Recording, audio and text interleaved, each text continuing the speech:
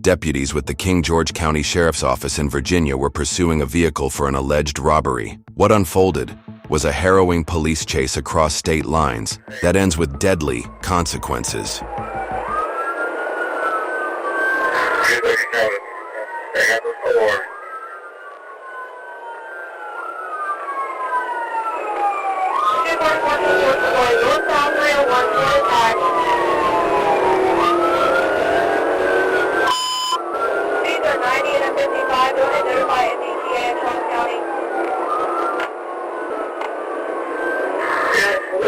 County. Once they take over, it's a cage.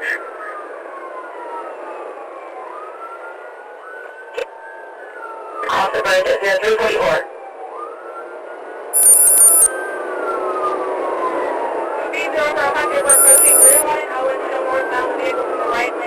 At this moment, the suspect runs a red light. Using Google Maps, we can estimate they traveled 122 feet in 16 frames of video shot at 24 frames per second, or 2/3 of a second, for a speed of 124 miles per hour.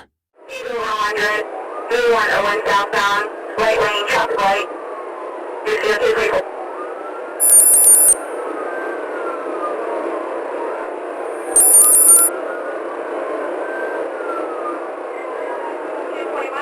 Go over the bridge, yes or no? Speeds are 120. Notifying Maryland State Police as well. 795 Maryland State Police at 345. On the bridge, speeds are 120 and a 50. They're coming off the bridge now, vehicle is in the right lane. Coming off the bridge, vehicle on the right lane, 346.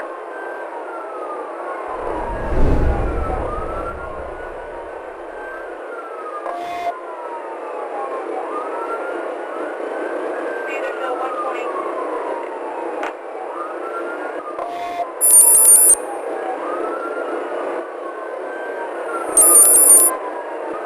Correct. We're passing the Maryland Welcome Center. I believe I have an NDTA unit behind me. Passing the Welcome Center.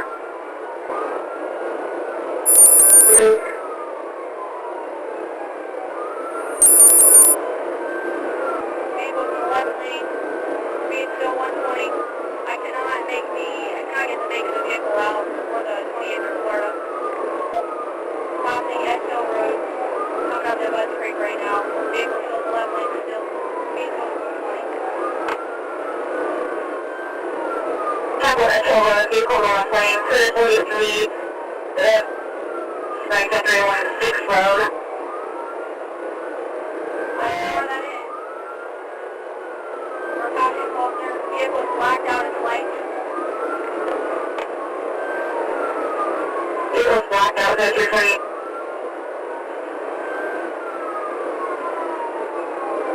Vehicle to the left lane. Vehicle also at 320.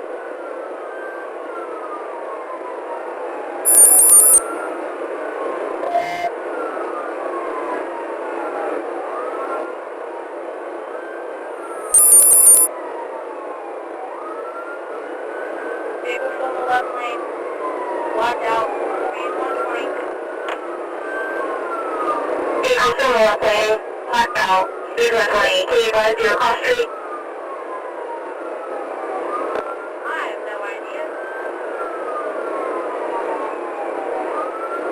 We're passing mile 8 on 301. Either where's my Yeah.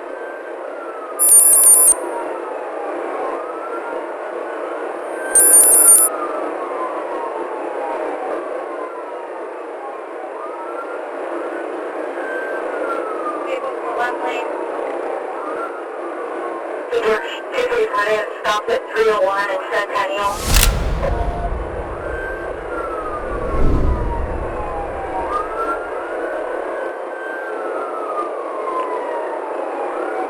It is not a good time. Vehicle to the left lane, speed to 120.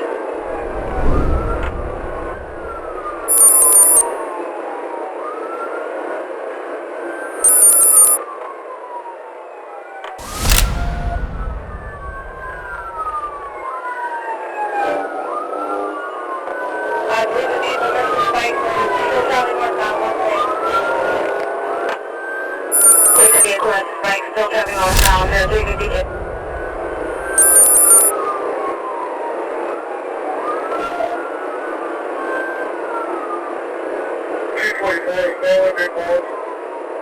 Troll County pulled out behind me, but they're far back trying to catch up. You want them to take over whenever they get up here?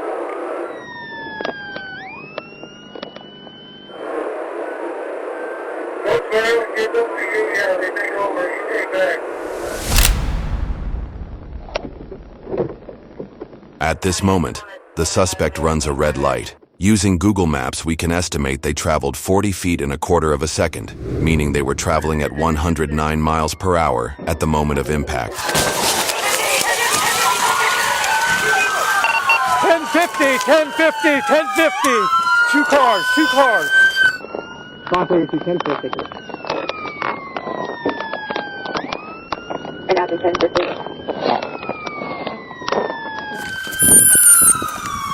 Which car is it? This is the suspect vehicle. Suspect vehicle's the blue one, right? Yes. Driver, let me see your hands. Let me see them hands! Hands! Driver, let me see your hands. Black Force today on 4 at a time. Let me see your hands. Let me see your hands.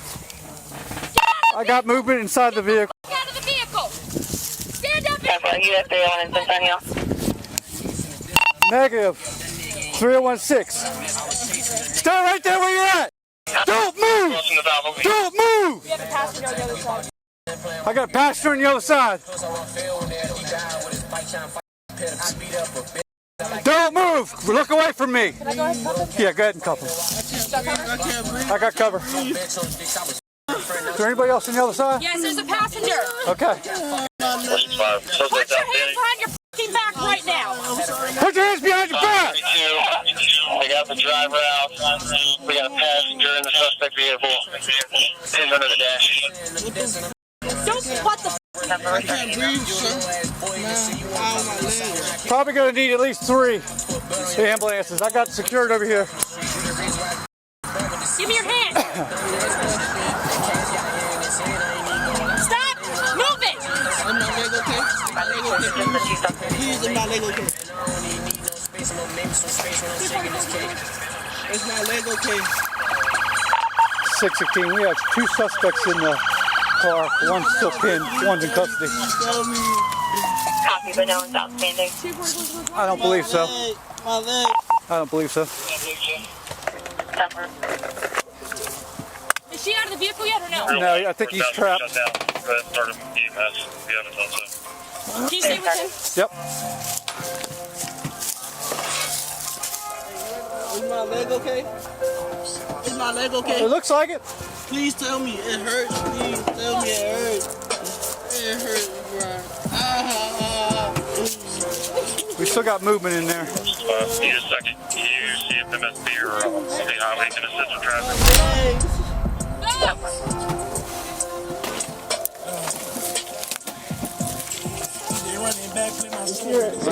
Like I'm alone. I got your back. You hear me? Tell me what you wrong for it. Everything that they do to me is in the world for the weirdos. Go ahead. Constantly breathing in the other vehicle. Cleaning the paint all over. Approximately 50 years old. You said there was a second vehicle though? Do you know about the mother? No. Is that? I think so. We need in the median. Got approximately 20-year-old male, still breathing.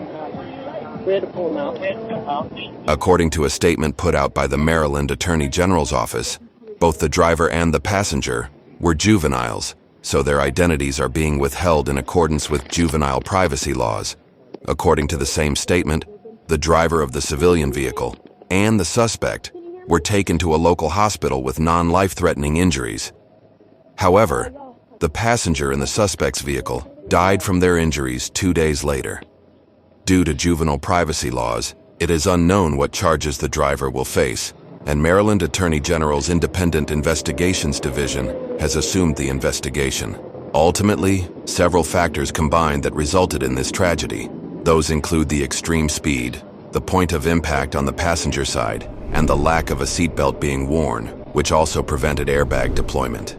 Hey everyone, I'm John and I appreciate you for watching. And when a call comes out of a police radio for a robbery, officers only have the info that's provided by dispatch. So many times they don't know what they're rolling up on. And I've been in many foot pursuits chasing people for different things, some for vehicle theft and some for robbery. But it's a different experience when it involves a vehicle pursuit. Because think about it, if the suspect has already shown their lack of respect for the law, and now they're in a vehicle trying to get away, this puts the public, the officers, and the vehicle occupants in an extreme amount of danger. And unfortunately, on many occasions, it ends tragically. So in our case today out of Virginia, we have police in a vehicle pursuit of suspects who allegedly committed a robbery. And this suspect is traveling well over 100 miles per hour. And it's also nighttime. And navigating nighttime pursuits are a unique challenge for police. And keep this in mind, in most police departments, there are stringent rules for even initiating a pursuit. And even with those rules in place, that still doesn't take away the danger element. But these officers are doing a great job. They're keeping the suspect in sight and doing their best to remain at a safe distance. And at this time, we do notice that there's multiple police departments involved in this pursuit. And as if it wasn't dangerous enough, the suspect literally goes dark and turns off his lights. So now this is an extremely scary situation because we have other motorists out on the road. And then we do notice that the officers try to deploy the spikes, but the suspect totally avoided them. And then it happens. The suspect's vehicle comes to an intersection